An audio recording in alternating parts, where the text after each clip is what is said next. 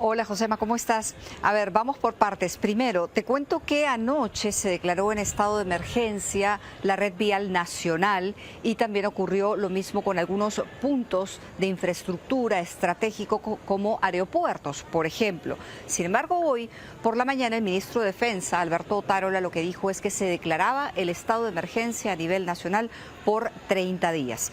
Eso en lo que respecta a la respuesta del gobierno a las protestas que, como tú lo has dicho, han sido focalizadas en puntos estratégicos, aeropuertos, carreteras, medios de comunicación y que durante estos días no han cesado. Hablemos un poco ahora de lo que pasó en el caso del tema del adelanto de elecciones. Ya se ha definido que mañana hay pleno en el Congreso de la República. Mañana a las 10 de la mañana debería iniciar para justamente abordar este tema. Como te lo he contado, la Constitución Política del Perú lo que dice es que el periodo presidencial y parlamentario, lo sabes bien, son de 5 años. Por lo tanto, si se quieren adelantar elecciones, lo que se tiene que hacer es modificar la Constitución y eso solamente lo puede hacer José el Congreso de la República. Por eso, si bien el proyecto de ley es enviado por Dina Boluarte al Congreso, es el Congreso quien tiene que aprobarlo, o en 2 legislaturas o en una legislatura y en un referéndum. Para ello se necesita tiempo, aunque el Congreso podría ajustar sus plazos, es decir, ampliar la presente legislatura y la siguiente, por ejemplo, que empieza en marzo, adelantarla. De nuevo, esto está en manos del Congreso, pero te puedo decir, hace escasos minutos, 10 minutos aproximadamente, el Jurado Nacional de Elecciones se ha emitido en su cuenta de Twitter un comunicado que dice, en resumidas cuentas, lo siguiente: que hoy los órganos electorales se han reunido justamente para evaluar el tema vinculado al adelanto de elecciones. Lo decías tú también al principio, hay algunos aspectos técnicos relacionados a llevar a cabo un proceso electoral. Esto requiere tiempo y obviamente estos plazos pueden ajustarse, pero no tanto necesariamente. Dina Boluarte había dicho hace algunos días que las elecciones podrían ser en abril del 2024. Sin embargo, hoy ha dicho que estas podrían realizarse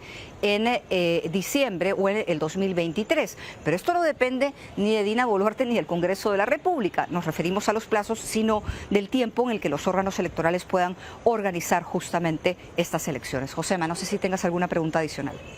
Claro, por supuesto. Cuéntame cómo está hoy día el tema de la violencia y las protestas comparadas con ayer martes, que fueron realmente violentas, focalizadas, lo decíamos, pero ¿qué ha pasado hoy día con las manifestaciones? ¿Han cedido o siguen al mismo tenor que los últimos días?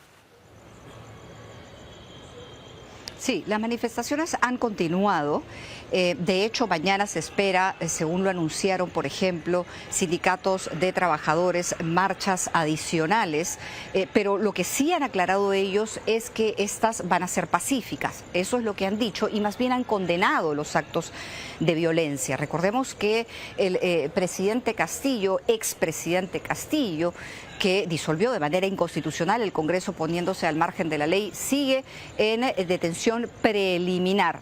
Parte de estas personas, de estos manifestantes, están justamente, o sea, han permanecido durante todos estos días en la puerta de la Diroes, que es donde permanece Castillo. Él tenía detención preliminar, se cumplía el día de hoy, pero la Fiscalía a medianoche interpone un recurso adicional y pide prisión preventiva para él. Mañana se va a ver la audiencia a las 10 de la mañana de la prisión preventiva. El juez evaluará lo que cada parte diga, tanto la defensa de Castillo como la Fiscalía, que es quien acusa al expresidente Castillo por 2 delitos, el de rebelión y el de conspiración. Y finalmente será un juez quien determine si es que acoge o no el pedido de prisión preventiva de la Fiscalía. Es decir, Castillo pasaría de prisión o de detención preliminar a prisión preventiva. Analizamos la crisis política que vive el Perú con Carlos Basombrio, él es exministro del Interior de Perú, nos acompaña en vivo desde Lima. ¿Qué tal, Carlos? ¿Cómo le va? Buenas noches, gusto de saludarle. Muy buenas noches, un gusto de estar en su programa y a la orden para tratar de responder a sus preguntas. Gracias. ¿Qué le parece la declaración de emergencia nacional de la presidenta Boluarte y la posibilidad de un eventual toque de queda?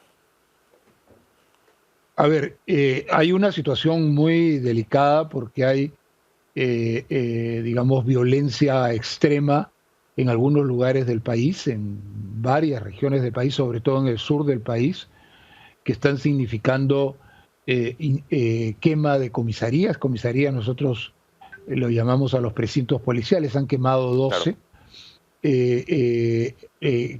quema de locales del Ministerio Público, varios, quema de locales del Poder Judicial, varios, quema de municipios, hay 8 muertos y una situación, ataques a empresas privadas, una situación de violencia que requiere ser controlada en el marco de la Constitución que establece, como las constituciones de los países democráticos, todos los del mundo, todos los países democráticos del mundo, situaciones de excepción para esas circunstancias.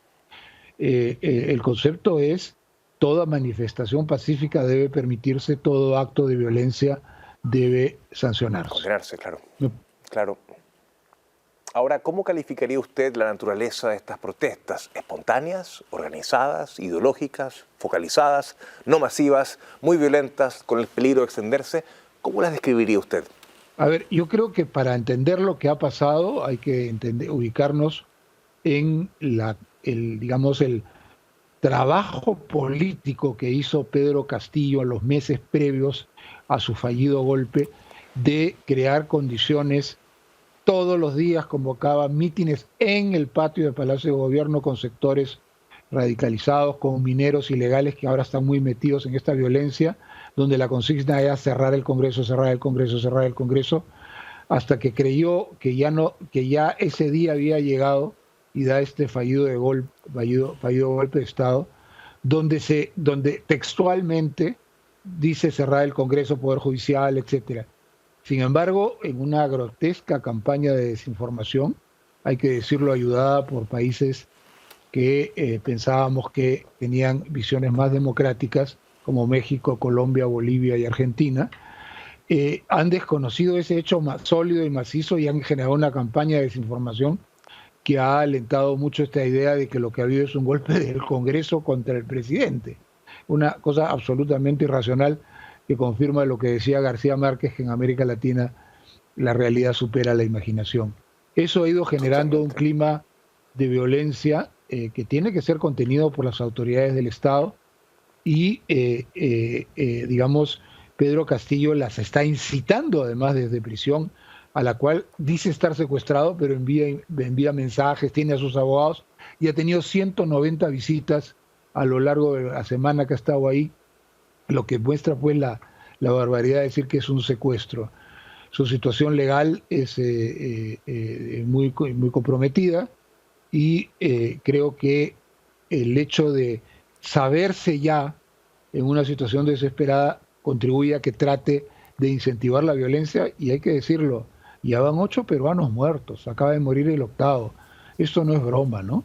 No se puede utilizar a un pueblo que puede estar reclamando algo que la mayoría de los peruanos quiere, elecciones adelantadas y cierre del Congreso, pero que a la vez están tratando de convertir esto en una revolución, digamos, los sectores más radicales, e imponerle al país una asamblea constituyente que en todo caso se tiene que conseguir ganando elecciones, no haciendo violencia, ¿no?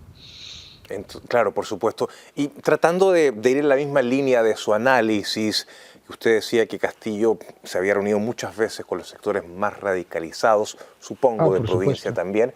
En su día, el expresidente Ollanta Humala, en 2006 y en 2011, si mal no recuerdo, recogió el descontento social de las provincias y mucha gente fuera de Lima quizá lo vio al comienzo como uno de los suyos. En 2021, Castillo parece representar a una izquierda más o menos similar y un voto de provincia que siente que quizá económicamente se ha quedado rezagado.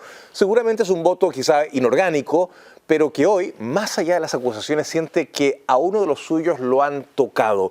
¿Comparte de alguna forma esta aproximación frente a lo que usted ha dicho recientemente? Por supuesto, claro que hay múltiples razones que explican el descontento, sobre todo en el sur del país, pero que hay que decir también ha sido explícitamente alentado por Pedro Castillo, que no hacía sino repetir que él era víctima de una conspiración de los blancos, una conspiración de los ricos, una conspiración de los monopolios, porque él era un presidente pobre, indígena, un profesor rural. Las razones que han llevado a la situación del señor Castillo están directamente vinculadas a la corrupción más grande descubierta en el Perú de un presidente en ejercicio. Ese ha sido el tema medular y eso lo sabe todo el país o la gran mayoría lo reconoce. Claro, siempre habrá, y como hay un elemento identitario, sobre todo en el sur, ha generado esto. Por supuesto que en Claro. el sur hay abandono, por supuesto que las zonas rurales están abandonadas, pero habría que decir que en los 14 meses que duró el gobierno de Pedro Castillo ha contribuido significativamente a que la situación de los pueblos rurales sea mucho peor, mucho peor. Por ejemplo, la escasez de uria a consecuencia de la guerra en Ucrania no la pudo resolver en 4 licitaciones. Las 4 fueron corruptas y hoy día no hay uria en el campo.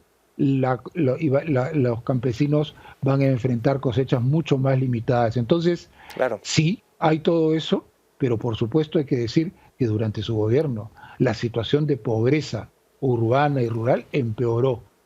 Hemos tenido un presidente que ha tenido 82 ministros cambiados y viceministros, cada 5 días cambiaba uno, donde ha puesto a la gente más incompetente por favores políticos a grupos específicos que le permitieran tener votos en el Congreso que lo protejan. Ha puesto a gente de niveles de incompetencia insuperables, incluso en un país donde hemos tenido problemas de gestión que han existido, por supuesto, en el pasado, ¿no?